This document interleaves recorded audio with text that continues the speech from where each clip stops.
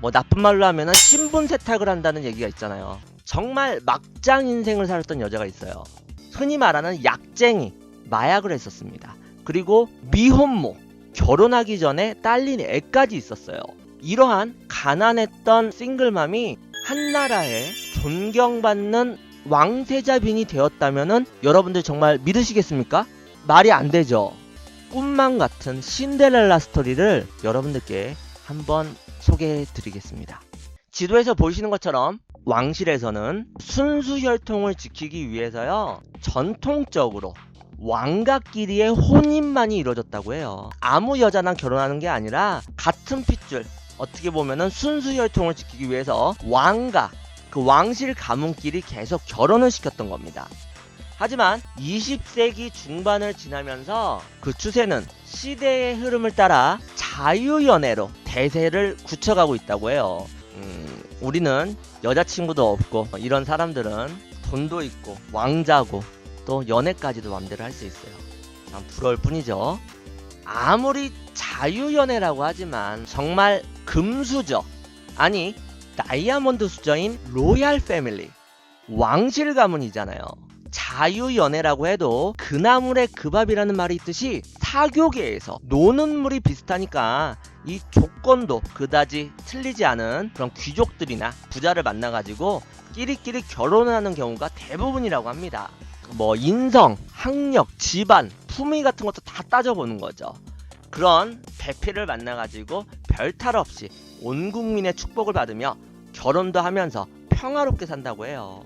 그리고 여러분들 그 얘기 있잖아요. 그 어른들 말씀 중에 저도 이 말을 정말 안 믿었는데 우리 여러분들은 어떻게 생각하시는지 모르겠네요. 학력이나 재력, 환경이 비슷한 사람끼리 만나야 문제가 안 생긴다, 이런 말씀을 들어보셨을 거예요. 일반 시민이 왕실가의 여자가 되기는 정말 어려운 일이라고 생각이 드는데요. 한마디로 신데렐라 드림을 이루어낸 여자가 한 명 있습니다. 마약 중독의 싱글맘이었던 가난한 그녀가 존경받는 왕세자비가 되어버린 거예요. 영화와도 같은 스토리가 실제 우리 곁에 일어났었습니다. 그 주인공은 바로 현 노르웨이 왕세자비인 메테 마리라고 합니다. 그녀는 유럽의 다른 왕세자빈들과는 전혀 다른 배경과 과거를 갖고 있다고 해요. 여러분들 이 사진 한번 잘 보세요. 금발의 우아한 자태를 자랑하고 있죠. 요즘 여러분들이 잘 쓰는 말인 신분 세탁이라고 해야 할까요? 사실 그녀는 약쟁이였습니다. 그녀는 청소년기 때부터 유난히 튀는 행동과 방탕한 생활에 젖어 살았다고 전해집니다. 일찍이 그녀의 부모님은 이혼을 하고 어머니 밑에서 나라의 보조금을 받으면서 자라나게 되었다고 해요. 그냥 가정 환경이 썩 좋았던 건 아니에요. 그리고 그녀의 아버지는 가정을 버리고 스트리퍼랑 재혼을 했다고 합니다. 정말 어렸을 때 충격이 많았을 거라고 생각이 돼요. 뭐 담배를 핀다고 다 나쁜 건 아니지만 어린 시절이 이렇게 불우해서 그런지 많은 방황을 하게 됩니다. 공부에 흥미도 없어가지고 고등학교도 그냥 의미 없이 다니다가 1년 늦게 졸업을 했다고 합니다. 유급을 당한 거죠. 그 후에 야간 대학에 다니면서 전입 가경으로 마약에 빠지게 됩니다.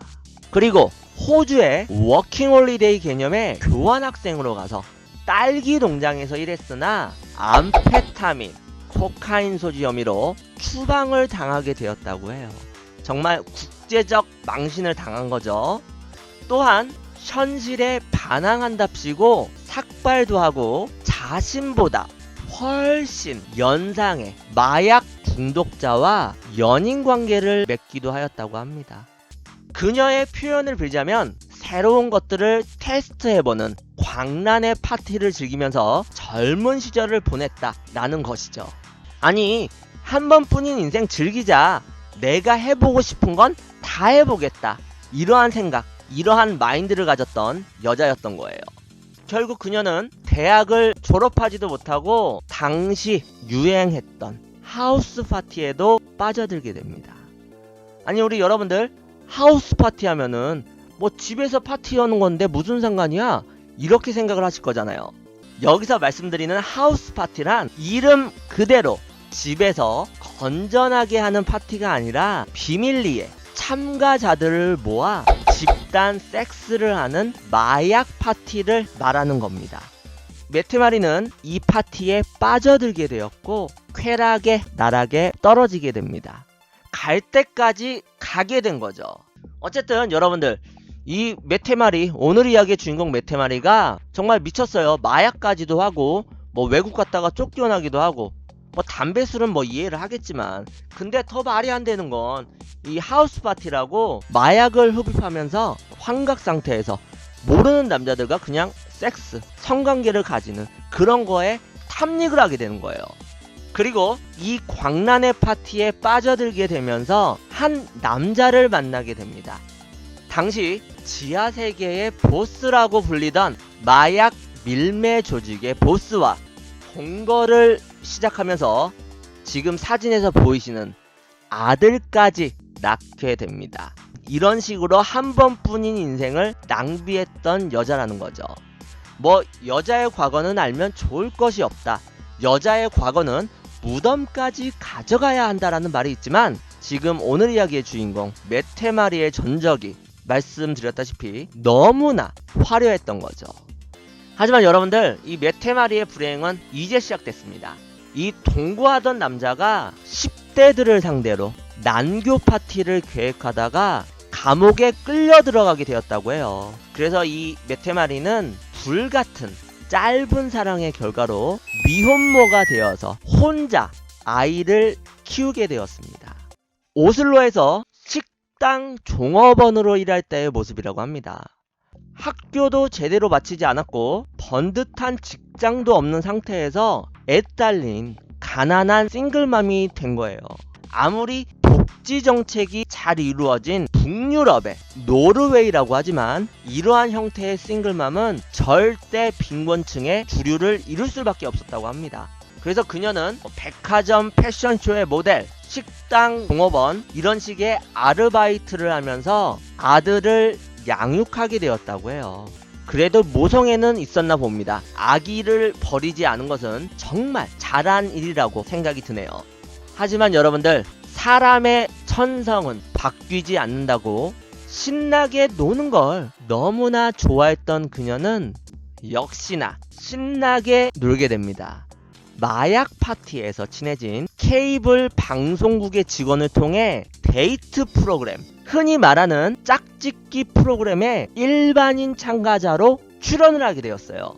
이렇게 개방적인 유럽 국가라고 하지만 마약 파티에서 친해진 방송국 직원을 통해서 데이트 프로그램에 참가자로 출연이라, 저는 살짝 이해를 하지 못하겠습니다.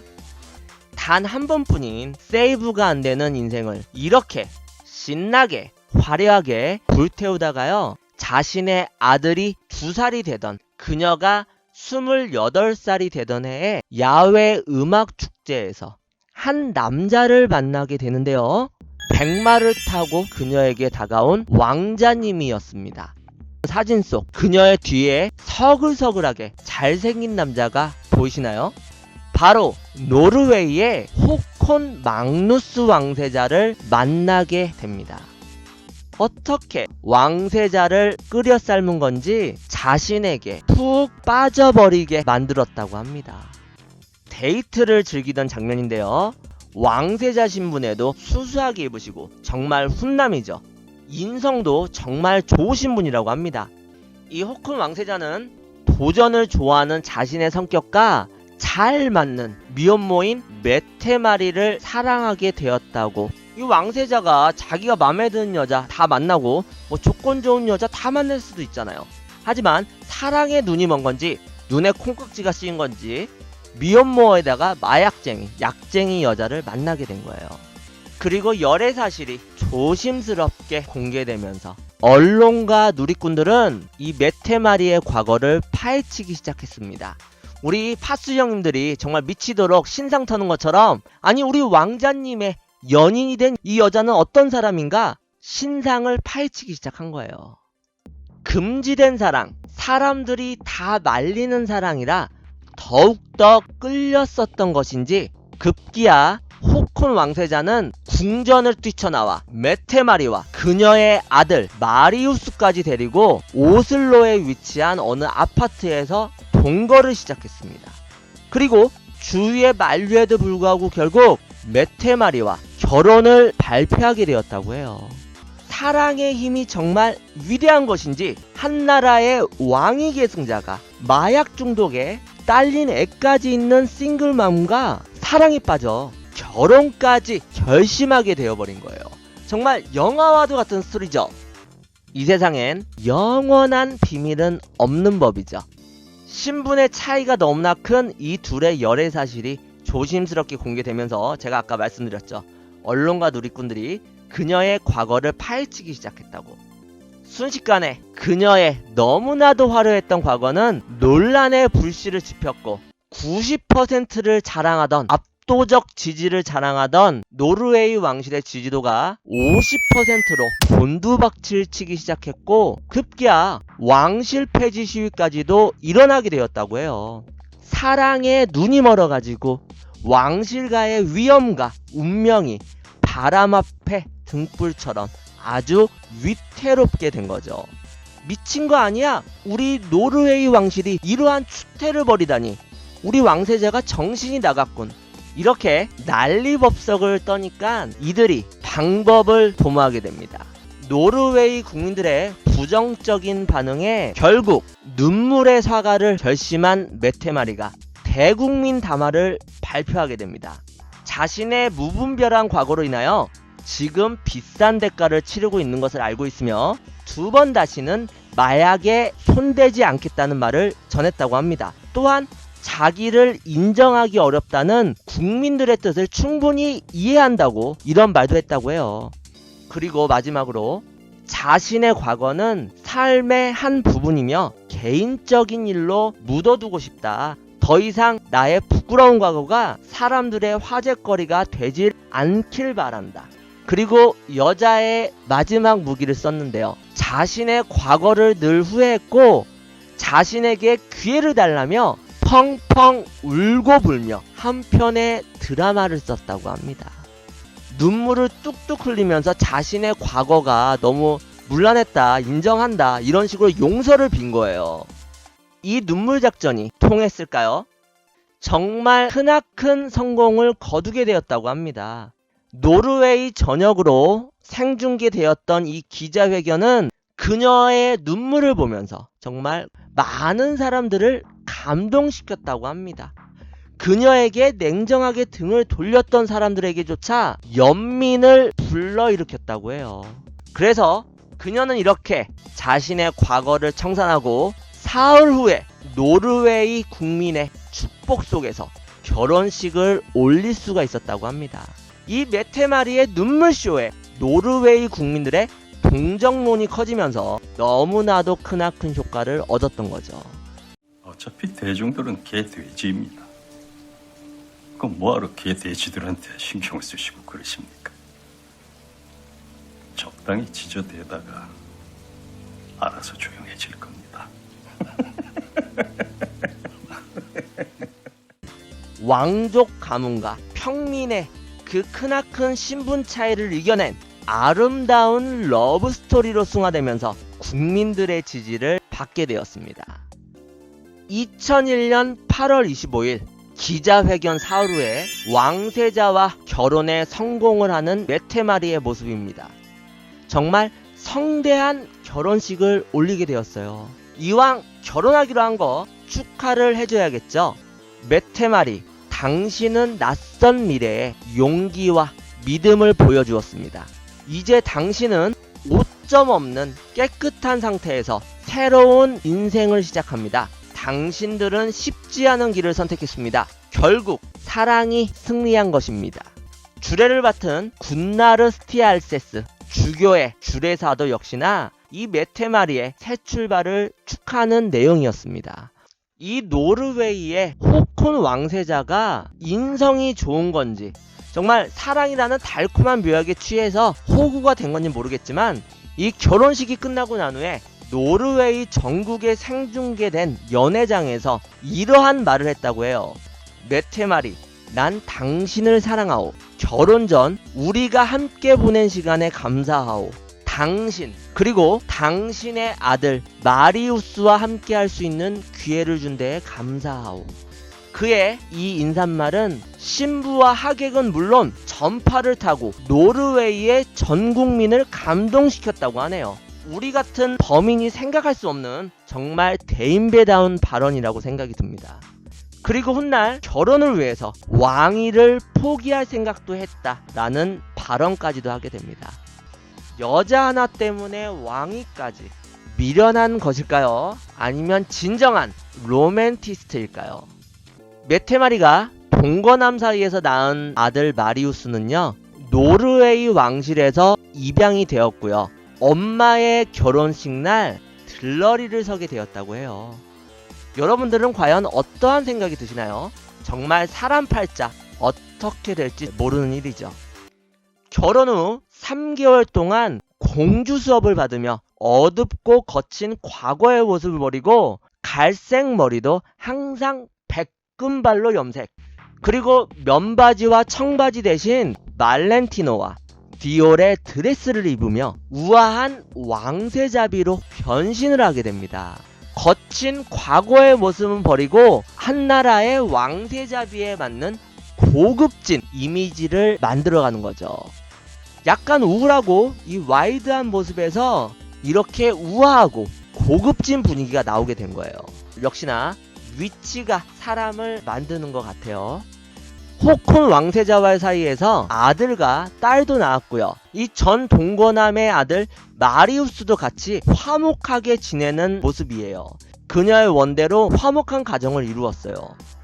또한 왕세자비의 직책에 맞게 국내외적인 업무도 펼치면서 잡음 없이 착실히 왕실 생활에 적응하는 그녀의 모습들입니다. 이 유엔 본부에서 열린 인권 관련 행사에서 반기문 전 총장이 연설하는 모습을 메테마리 노르웨이 왕세자비가 경청하는 모습이에요. 사람의 천성은 바뀌지 않는다는 말이 있죠. 왕실 전용기에서 자신의 비서에게 욕을 하고 손찌검을 하는 메테마리의 모습이 보시는 바와 같이 카메라에 담기게 됩니다. 우리나라에 어떠한 분이 갑자기 떠오르네요. 다는 아니지만 그 높은 위치에 계신 몇 분들의 갑질 문화는 세계 공통인 것 같습니다. 결국 노르웨이 왕실은요, 왕세자비가 고소 공포증 때문에 예민해져서 사건을 일으킨 거다, 부랴부랴 사과 성명을 내었으나 피해자인 비서 힐데 하랄드 스타트는 왕세자비 메테마리의 사과를 끝내 받아들이지 않았다고 합니다. 터프한 인생을 살았던 그녀인데 하루아침에 어떻게 바뀔 수가 있겠습니까? 말이 안 되는 거죠. 그리고 전입가경으로 동거를 했던 예전 남자친구가 과거에 찍은 섹스 테이프를 유출하겠다고 난리를 피게 됩니다. 그리고 그녀의 가족들마저도 결혼 전에 그녀의 난잡했던 사생활을 언론에 폭로하면서 만인의 입에 안주거리로 오르게 되었다고 해요. 메테마리가 인생을 정말 잘못 살았나봐요. 자신의 친가족들이 언론에 그녀의 과거를 폭로할 정도면은 정말 인생 헛되게 사는 거죠. 그러니까 여러분들, 과거가 무슨 상관이냐 이런 생각하시는 분들이 계실 텐데, 사람이 성공을 하게 되었어도 과거에 정직하게 깨끗하게 살지 않았으면은 그것들이 독이 되어서 나중에 발목을 잡게 되는 거죠. 지금 메테마리처럼 늘 명심하세요. 그리고 2012년 노르웨이 궁전 직원이자 메테마리의 친구인 동성애자 부부가 인도 대리모를 통해서 쌍둥이를 출산했다고 해요. 그래서 메테마리가 비자가 만료된 그들을 대신해서 직접 인도에 가서 그들의 아이를 데리고 오는 일이 발생했다고 합니다. 그것도 비밀리에. 아니, 왜 이 일이 비밀리에 실행됐고 문제거리가 되었느냐 생각하시는 분들이 계실 거예요. 왜냐하면요, 노르웨이에서는 대리모를 통해서 아이를 얻는 게 불법이라고 합니다. 그러니까 이 문제는 노르웨이 사회에서는 아주 큰 논란을 불러일으켰던 것이죠. 왕실가의 여자가 나라의 법을 어겼으니 당연히 지탄받아 마땅한 일이 된 거죠. 이렇게 왕세자비의 행실이 자주 언급되고 문제가 되다 보니까 그녀의 눈물쇼를 믿고 기회를 주었던 노르웨이 국민들의 실망감은 정말 대단했겠죠. 그녀로 인해 차라리 노르웨이 왕위 계승을 하콘 왕세자의 누나인 마르타 공주가 해야 한다, 이러한 주장이 거세지기 시작했다고 합니다. 아니, 우리의 하콘 왕세자가 그놈의 사랑이 뭔지 정말 왕위 계승도 못하게 된 거예요. 하지만요, 차기 왕위 계승자로 거목된 마르타 공주 역시 뭔가 이상하다고 합니다. 하콘 왕세자의 친누나 마르타 공주는요, 죽은 자가 눈에 보이고 자신은 동물 그리고 영혼과 대화가 가능하다, 이러한 주장을 하는 여자였습니다. 또한 천사와 소통할 수 있는 엔젤 스쿨을 설립하겠다는 등 이 사진에 천사 날개 보이시잖아요. 이렇게 동생 부부 못지않는 기괴한 행동들을 하여 가지고 그냥 예정대로 하콘 왕세자가 왕위를 물려받게 되었다고 합니다. 참, 노르웨이 왕실이 문제가 좀 많이 있어요. 마약 중독 싱글맘에서 왕세자비까지, 이제는 왕비가 되어버린 메테마리입니다. 방탕한 사생활이나 미혼모라는 약점을 갖고 있음에도 불구하고 어두운 과거에서 벗어나 새로운 삶을 개척하며 살아가는 인간 승리의 모습으로 생각되십니까? 아니면 단지 자신의 신분 상승을 위해 과거를 숨기고 남자 하나 잘 물어서 팔자 고친 여자로 생각되십니까? 판단은 여러분의 자유지만 한 가지 확실한 건 메테마리의 그 방탕하고 어두운 과거를 용서해주고 인정을 해주는 노르웨이 사회가 있었기에 이 모든 영화도 같은 이야기가 가능했다는 생각이 듭니다.